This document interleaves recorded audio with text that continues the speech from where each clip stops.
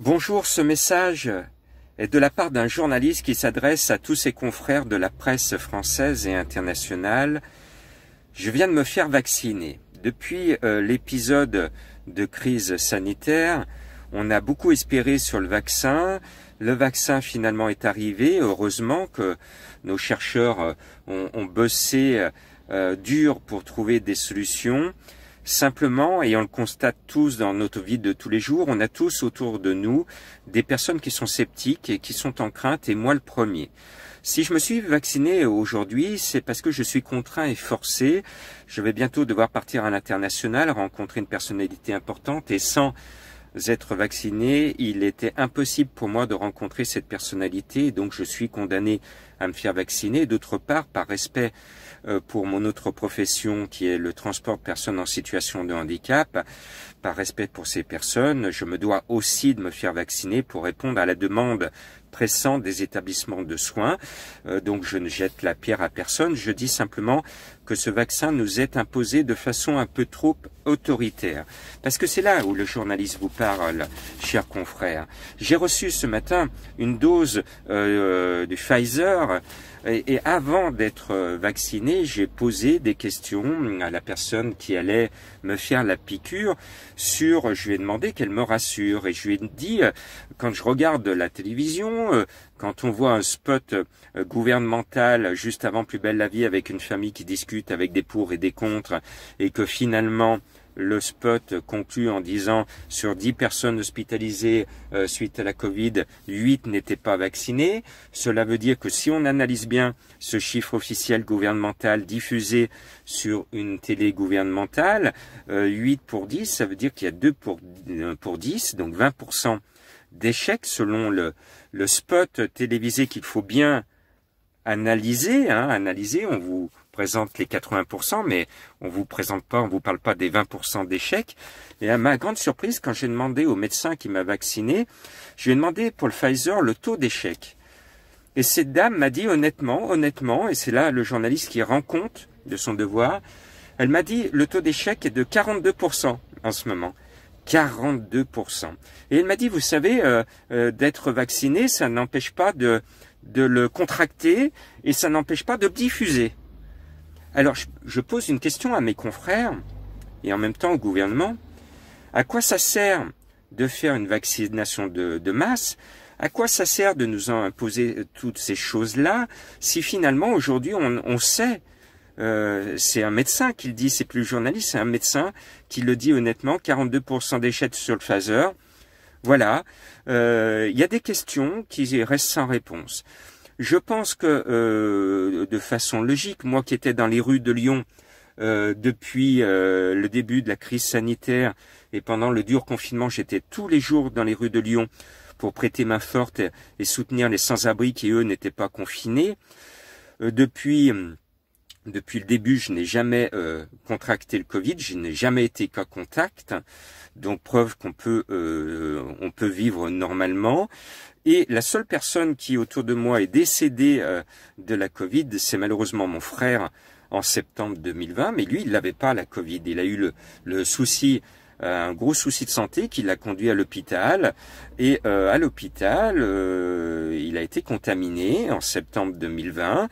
Et puis là-bas, l'équipe médicale ne s'est pas aperçue qu'il avait la Covid, et quand ils s'en sont aperçus, c'était trop tard. Il avait des insuffisances respiratoires, forcément, et les médecins, pour libérer un lit, ont demandé à ma belle-sœur d'arrêter les soins, alors qu'on aurait pu essayer de l'accompagner le mieux possible.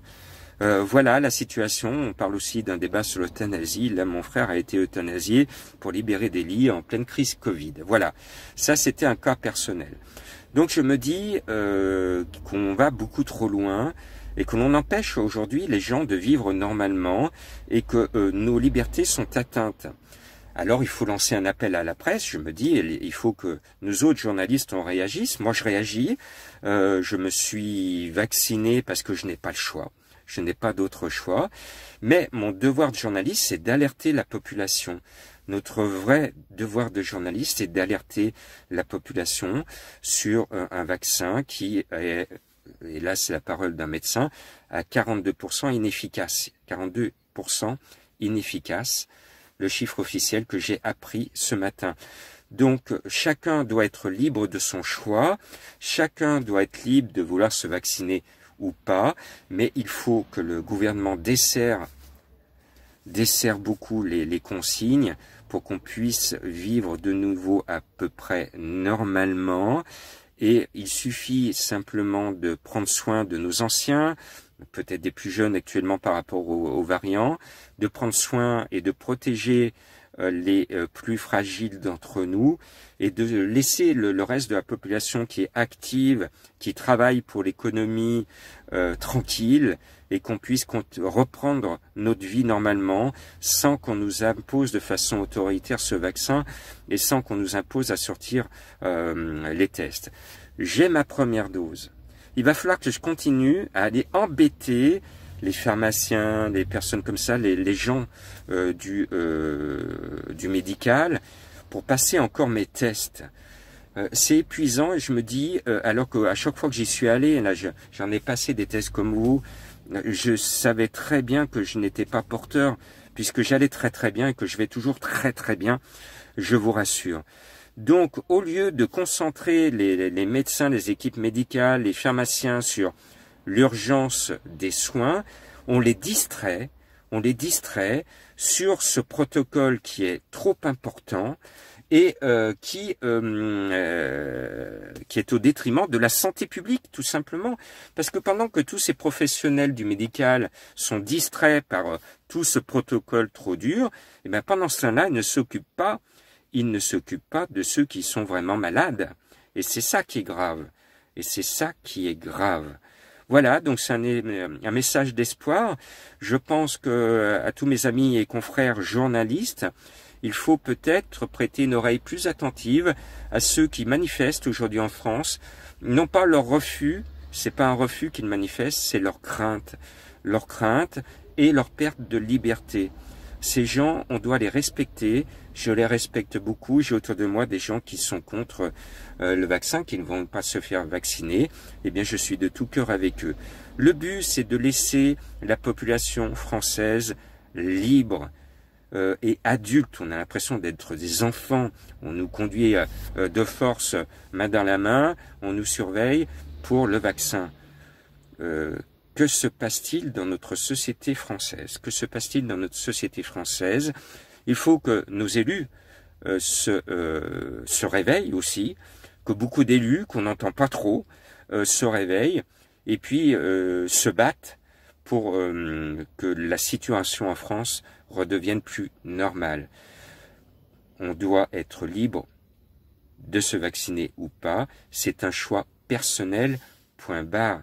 Laissons les Français adultes prendre leurs décisions sans leur imposer. C'est le message de paix et d'espoir que je donne.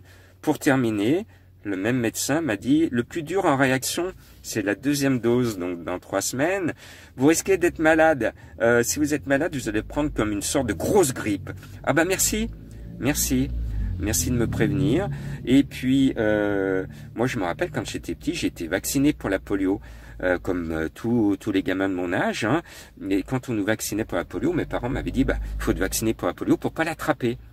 Bah là oui, je suis d'accord, j'ai pas attrapé la polio parce que je suis vacciné contre la polio. Et moi j'ai un ami africain qui malheureusement au Cameroun n'avait pas le bénéfice du vaccin, et lui il a contracté la polio, et il est un grand champion handisportif, maintenant c'est mon ami Serge, et lui il a été victime de la polio, parce qu'il n'a pas été vacciné, il n'y avait pas de vaccin en lui, on ne pouvait pas lui en proposer dans son pays, et donc voilà un exemple d'un vaccin qui a fait ses preuves, qui marche, et qui protège, voilà.